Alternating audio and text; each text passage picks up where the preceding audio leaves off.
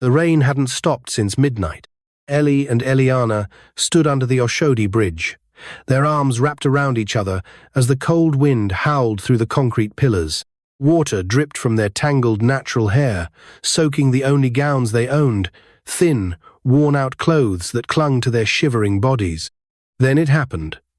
3 boys, tall, wild-eyed, and dangerous, charged toward them through the foggy morning. They were the same boys who had tried to grab them before, the same ones everyone whispered about, hired by restaurant owners to chase off beggars like dogs. But today, the girls had nowhere to run. Their hearts pounded as their bare feet splashed through puddles. They darted through alleyways, dodged carts, and finally burst into the open road near a luxurious black Bentley. And there he stood, a tall man in a spotless white kaftan with deep red embroidery and a bright red cap. He looked like royalty. His gold wristwatch gleamed under the soft drizzle. His hand rested on the Bentley as if he was just about to enter. But when the girls ran to him, clutching his agbada, he froze. "Please, sir," Ellie cried, holding his arm tightly. "Please help us. They want to hurt us." "Don't let them take us," Elliana added, voice cracking. "Please, sir, we have no one." The man didn't respond immediately. He didn't look at their faces. His eyes had drifted lower to their wrists, to the bracelets, 2 old silver bracelets, worn and tarnished, hanging loosely on their small hands. His breath caught, his vision blurred. He staggered back a step, heart racing. Those bracelets. He had seen them before, given them before to a lady 16 years ago. Oh my God. He didn't hear the boys retreat behind him. He didn't hear the traffic honking or the rain hitting the roof of his car. All he could see were the bracelets, and all he could feel was the past breaking through the wall he had built around it. He turned to them finally, eyes full of confusion and something else, something heavy. Who are you girls?" he asked slowly. "Why were those boys after you?" Ellie looked down, her lip trembling. "My name is Ellie. This is my sister Elliana. Our mum. She died. Her name was Jennifer." The man's body locked. Jennifer. That name. That night. "She told us before she died to find our father," Elliana said softly. "She said she met him one night at the University of Lagos. But we don't know him. We've been alone since she died." The man looked like the air had been pulled from his lungs. He touched his forehead, then stared at the ground. "Jennifer?" he whispered. "Bracelets. Twins." He slowly looked up. His voice cracked as he said, "My name is Maxwell Johnson." Ellie's brows furrowed. "Are you going to help us?" For the first time, Maxwell knelt down in front of them, ignoring the mud, the wet ground, the stares from passers-by. "Yes," he said, tears forming in his eyes. "Your days of suffering are over." He opened the back door of the Bentley and helped the girls in gently, wrapping his jacket around their freezing bodies. But as the driver turned the ignition, Maxwell gave him a new address. "Not home," he said. "Take us to Kingsville Medical Clinic." Now. As the car rolled away, Ellie and Elliana huddled together in the back seat, their eyes heavy with sleep, hunger, and confusion. Maxwell sat beside them, quiet, hiding the shaking of his hands. He had to be sure. He had to know. Were these girls really his daughters? At the clinic, he told the doctor a careful lie. "Please run a full medical screening," he said. "They've been living on the streets. I want to be sure they're healthy. And," he paused, lowering his voice, "I need you to run a DNA test, secretly." The doctor blinked. "Are you saying they could be your—" "I just need to know," Maxwell replied, his voice tight. The test was done quickly. The samples taken, the girls gently examined and given warm soup, new clothes, a soft bed to rest. Maxwell sat alone in the hallway, staring at the floor, waiting for an answer that would change everything. 2 days later, the results arrived. He opened the envelope with trembling hands. Then he saw it. Paternity result. 99.99% match. Maxwell's hands fell to his lap. Tears spilled from his eyes, not of sadness, but of shock, of guilt, of joy, of a pain that had been buried for 16 years. He had daughters. Not just any daughters, beautiful, identical twins, living on the street, wearing the bracelets he had given their mother that one unforgettable night. He had prayed for a child for 10 years after his marriage. His wife had left, blaming him for their childlessness. And all this time, he had children.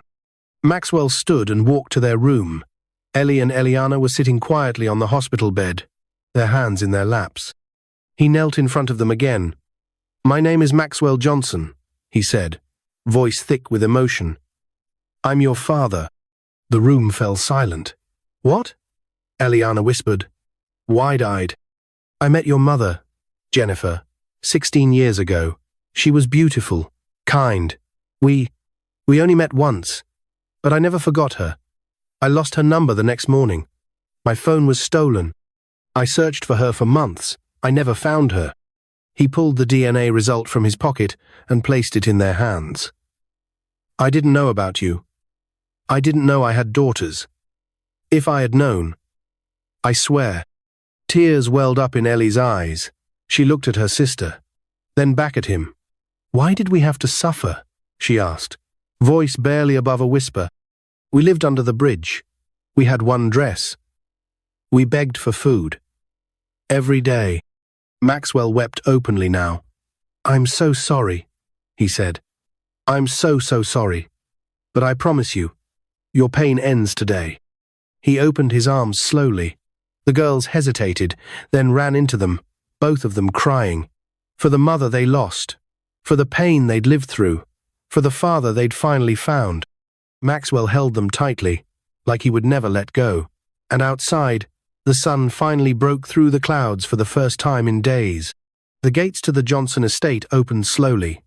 For Ellie and Elliana, it was like stepping into a world that only existed in movies.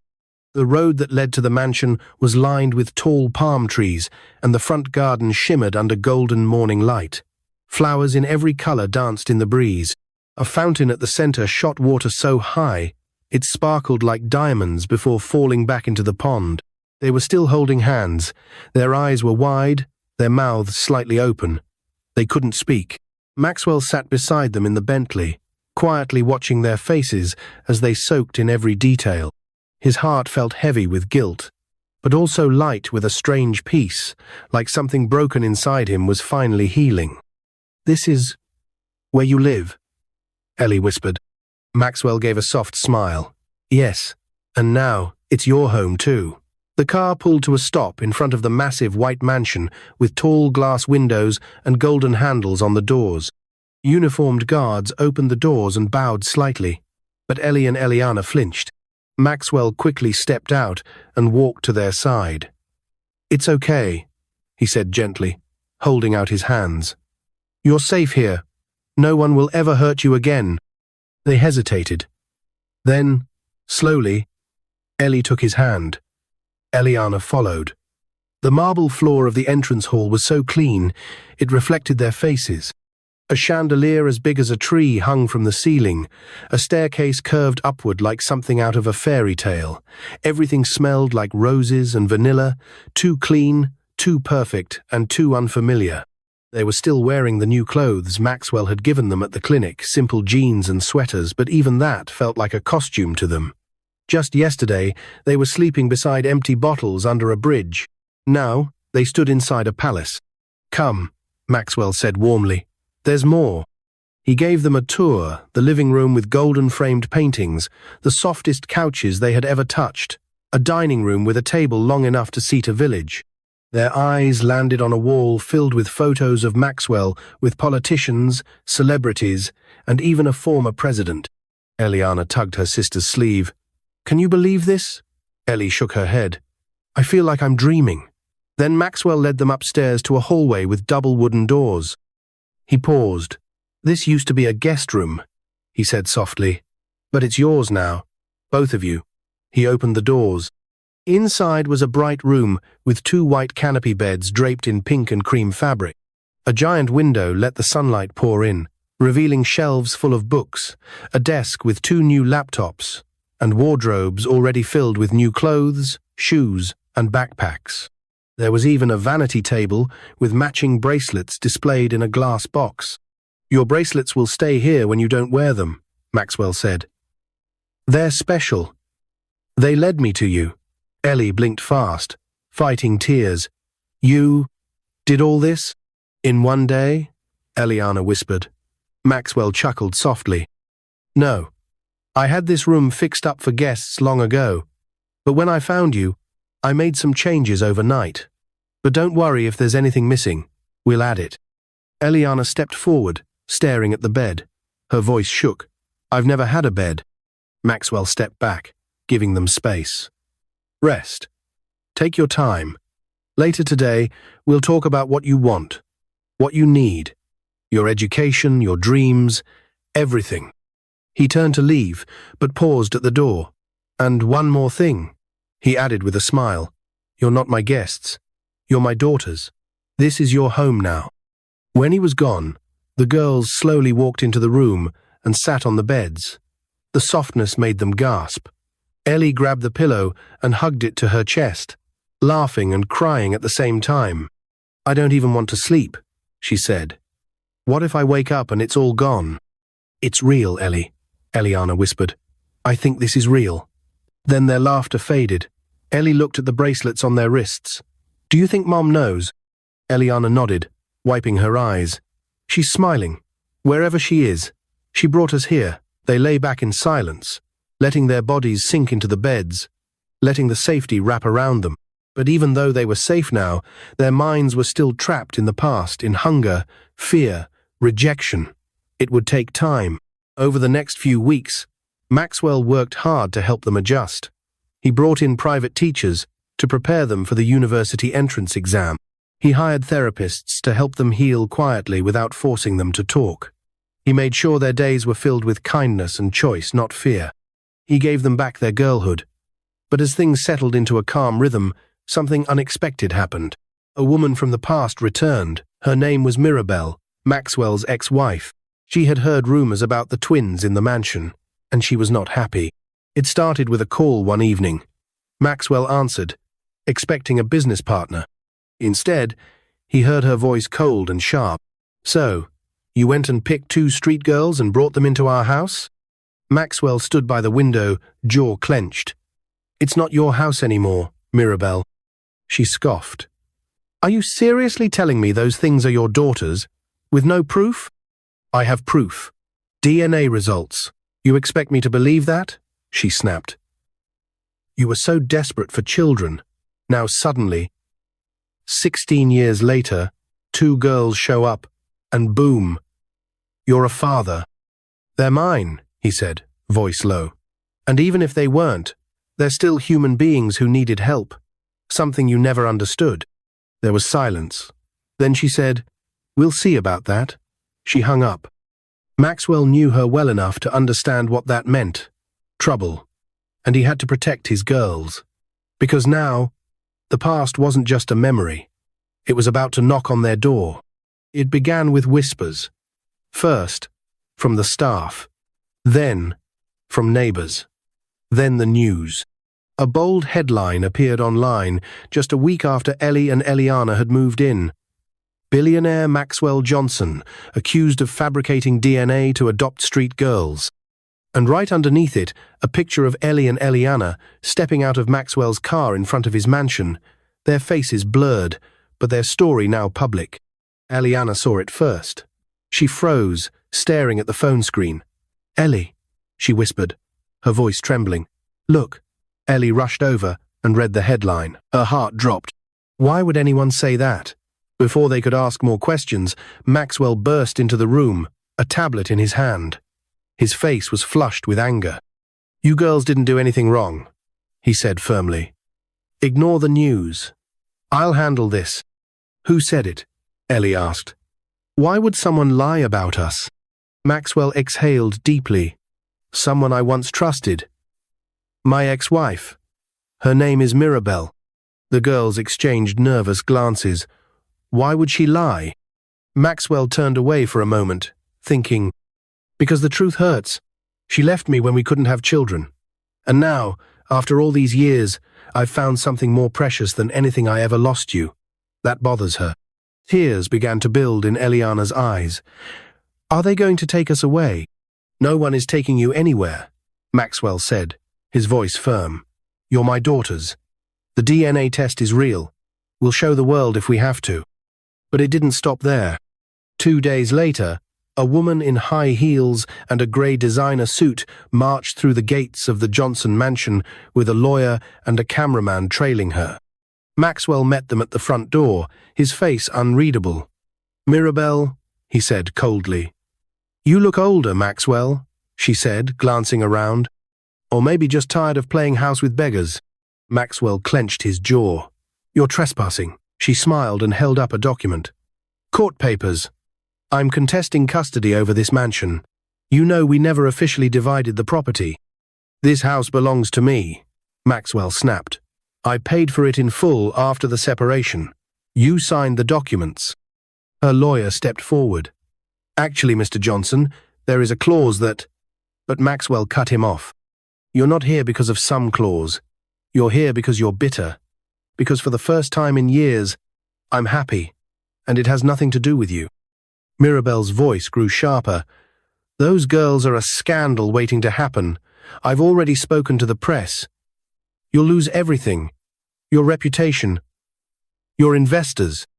Then let it all burn, Maxwell said. But I won't lose them. Just then, Ellie and Elliana appeared at the staircase above, watching silently. Mirabelle turned and looked up at them, eyes scanning their faces. They don't even look like you, she scoffed.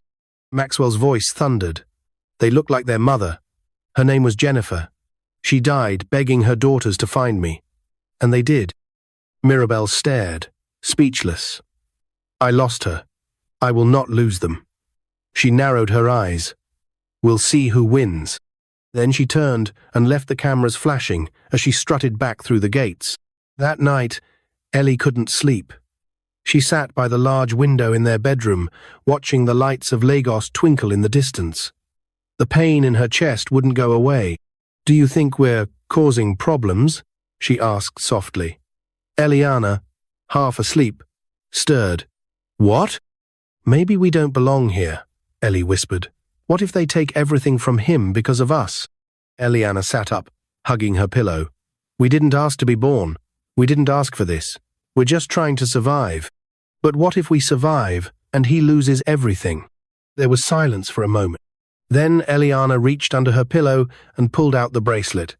This is the only thing we've always had. Mom said he gave it to her. That means something. Ellie nodded slowly. It has to. Maxwell wasn't sleeping either. He sat in his office, eyes red, staring at the court documents. For the first time in years, he felt afraid not of Mirabelle, but of losing the only chance he had to be a real father. He pulled out an old photo album, flipping through pictures from his university days. And then, tucked between 2 pages, he found something he hadn't seen in years. A Polaroid. A picture taken at the end-of-year student party at the University of Lagos. And there she was, Jennifer, wearing a green dress, smiling nervously, holding the 2 bracelets in her hands. He had forgotten that someone had taken that picture. His hands trembled. He scanned the photo, then picked up his phone. Hello? Samuel? Yes. I need you to come to the house. First thing tomorrow. We're going to court. The next day, Maxwell held a press conference, flanked by lawyers and holding the framed DNA result in one hand and Jennifer's photo in the other. He spoke directly to the world. I did not abandon my daughters. I never knew they existed. The woman I loved disappeared from my life before I could find her again. But she left behind 2 angels, my daughters. And anyone who dares to question that will answer to me, the press murmured. Reporters scribbled notes. Cameras flashed. But the headline the next day read, Billionaire father stands by street twins. They are my blood.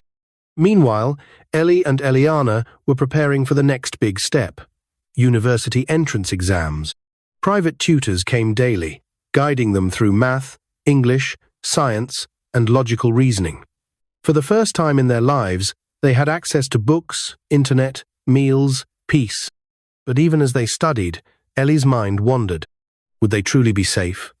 Would the world ever stop seeing them as the poor girls under the bridge? And what if someone from the street came back?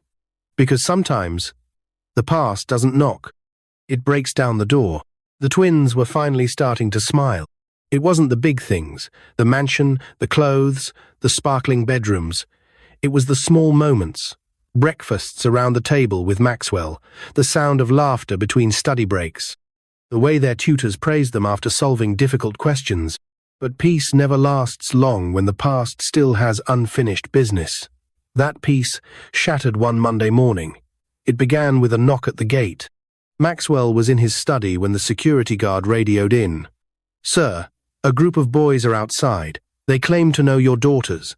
They say they're from Oshodi." Maxwell's heart skipped. He stood immediately. "Bring them in. I want to see them." 2 minutes later, 3 street boys were brought into the compound, not the ones who had chased the twins before, but ones who had once shared the bridge with them. Their clothes were dirty, their eyes wild with hunger and curiosity. "Which of you is the boss?" the tallest one asked, looking around at the marble floor and polished pillars. Maxwell stepped forward. "I am." The boy's eyes scanned him up and down. "We just came to remind you, sir. Those girls you took in, they're not as innocent as you think." Maxwell's voice was ice. "What do you mean?" "Let's just say," the second boy said, "they owe us. We protected them, fed them, kept them safe, and now they're in a mansion while we rot under the bridge?" The third one smirked. "Unless they pay us, or something bad might happen." Maxwell's blood boiled. "Is that a threat?" "Just a suggestion," one of them replied, grinning. Maxwell walked closer, his voice calm but deadly. "You don't scare me, and if you ever come near my daughters again or speak their names, you'll face the full weight of the law." He snapped his fingers. His head of security appeared from behind a nearby column. "Escort them out, and make sure they understand they're never to return."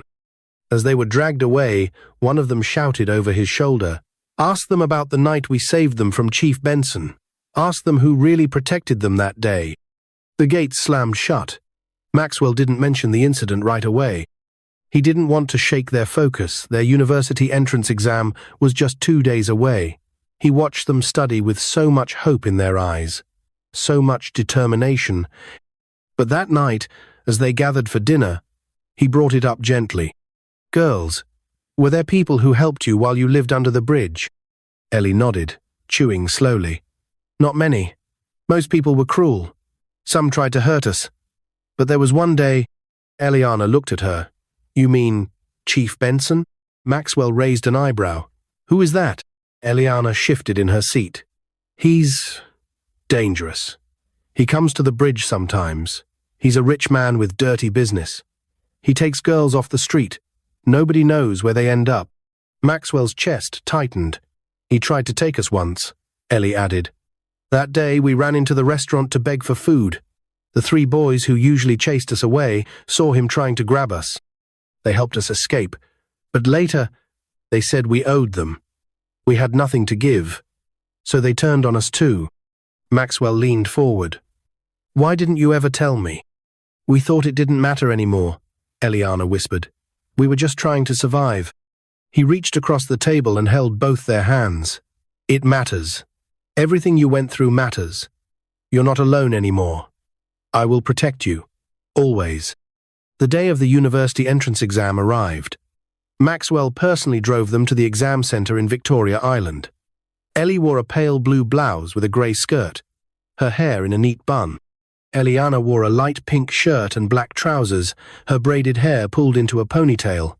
Their matching bracelets, still wrapped around their wrists, faded, but strong. As they stepped out of the car, other students stared. Some whispered, "Those are the girls from the news. Did you hear they used to live under a bridge? Now they live in a billionaire's mansion." The twins heard every word, but they walked tall, holding hands, heads high. They were no longer ashamed of where they came from, because it was the same road that led them to where they were going. The exams were tough math, twisted like a puzzle, English questions thick with tricky words, and science problems that tested every corner of their minds. But they remembered their mother's voice. Be strong. And they remembered Maxwell's promise. I believe in you. They wrote every answer with fire in their hearts. When they submitted the papers and walked out of the hall, the sun had already begun to set. Maxwell stood by the car, waiting. How did it go? He asked, arms open. Elliana jumped into his hug. I think we did it. Ellie laughed. I don't want to see another math equation again. They drove home, singing along to the radio, eating puff-puff and ice cream from the roadside. For the first time in their lives, everything felt right.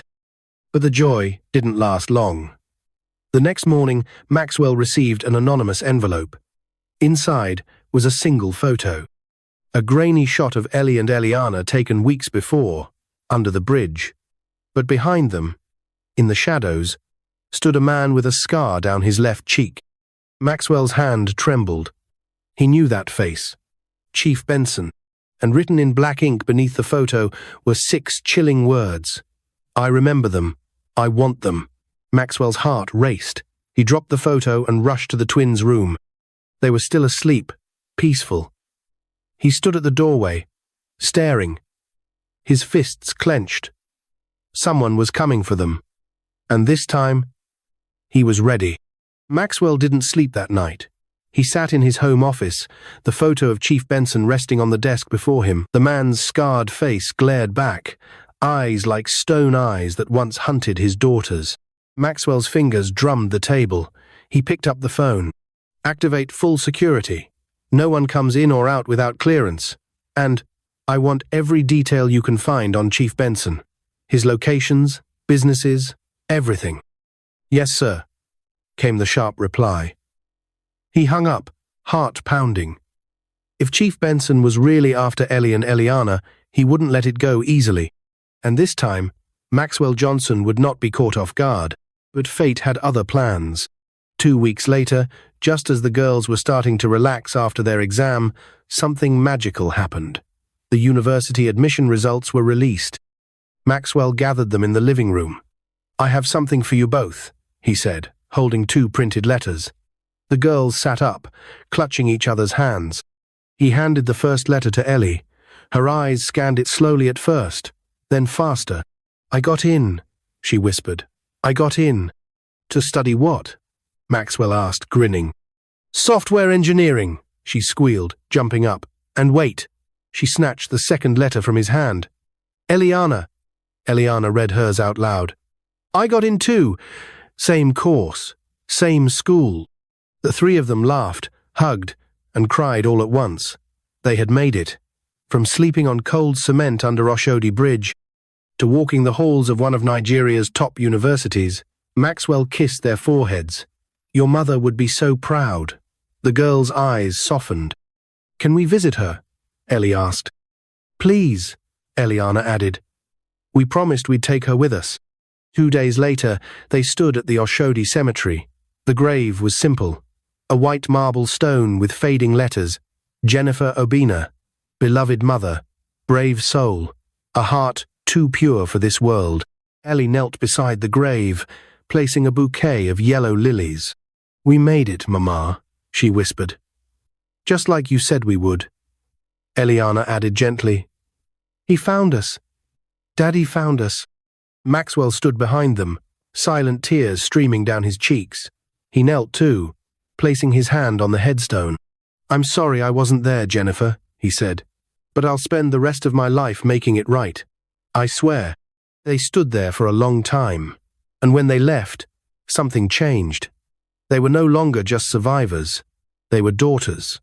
They were students. They were warriors of fate. Months passed. Ellie and Elliana thrived in school, not just as students, but as innovators. They built mobile apps to help underprivileged children access learning resources and soon caught the attention of international tech companies. But when those companies offered them high-paying jobs abroad after graduating as best students, they refused. This isn't just about us, Ellie told a reporter. This is about where we came from, Elliana added. They returned to Johnson's group and joined Maxwell's tech division. Together, they expanded the company into new territories. Soon, it was the biggest tech firm in Africa, but Chief Benson hadn't forgotten. One rainy evening, the family was invited to speak at a tech conference in Abuja. That night, as Ellie and Elliana stepped out of their car, dressed in elegant navy gowns with digital designs stitched into the fabric, a figure emerged from the crowd. A man in a black kaftan, scar over his cheek. Chief Benson. Maxwell saw him first. "Girls, back in the car. Now." But before the girls could move, Benson raised his hands. "I'm not here to fight," he said, smiling. "I just came to congratulate your daughters." Security began to move in, but Maxwell held up a hand. "Let him speak." Benson stepped closer slowly. "Funny thing about fate, isn't it? You never know where the road leads. You stay away from them," Maxwell warned. Benson chuckled. "Don't worry. I'm not stupid enough to challenge the Johnson family, but I must say, they wore those bracelets like shields." He looked at the girls, his smile cold. "You're lucky, girls. Not everyone gets a second chance." Then he disappeared into the crowd. Security chased him, but he vanished. Maxwell turned to his daughters. "Are you all right?" Eliana nodded. "He can't touch us now." Ellie glanced at her bracelet. "It saved us once. It'll protect us again." Years later, Ellie and Elliana stood at the altar on the same day. Elliana marrying Jonathan. Ellie getting married to George. Two Nigerian cybersecurity experts they had met during a tech conference in South Africa. The venue was a garden over a calm river. Guests were dressed in soft lace and flowing agbadas. Violinists played soft highlife music, as Maxwell, dressed in his signature white agbada and red cap, walked his daughters down the aisle, one on each arm. Tears streamed down his face, not because he was losing them, but because he had finally found them. 2 years later, Ellie gave birth to a baby girl she named Adana. Eliana gave birth to a baby girl too, named Grace. And as the girls grew, they were told a story about love, about bracelets, about the bridge, and how even the poorest beginnings could lead to the most beautiful endings. What is your view about this story? Where are you watching from? If you enjoyed this story, comment, share, and subscribe to our channel for more interesting stories.